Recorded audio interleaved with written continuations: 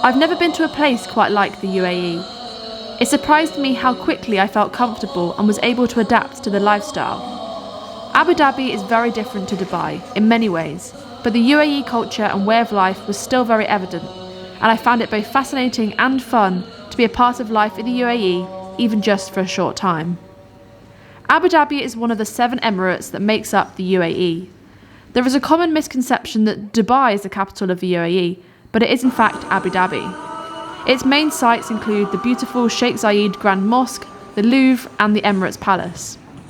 The population of Abu Dhabi is 1.5 million, but initially the city was only built for a population of 40,000. However, times have changed since the city was first developed, and it's now one of the most developed and exciting cities on the planet. One thing I really want to speak about is the misconceptions and myths that surround the UAE. The way I had always perceived the UAE was largely based off of what I saw in the media. I was worried about how I would fit into a culture and way of life that seemed so different to the life I live at home. I was worried about doing something wrong by accident or saying the wrong thing. I was worried about my safety. This couldn't be further from the reality of what the UAE is like and how I felt during my time there. I felt very safe at all times.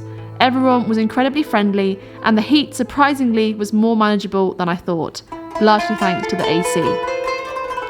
So if you're watching this video and you have the same thoughts about the UAE as I did before I visited, I strongly encourage you to visit for yourself, and I'm confident you'll have an eye-opening experience. There's certainly a lot that we can learn from the UAE, and I'm really looking forward to visiting again in the future.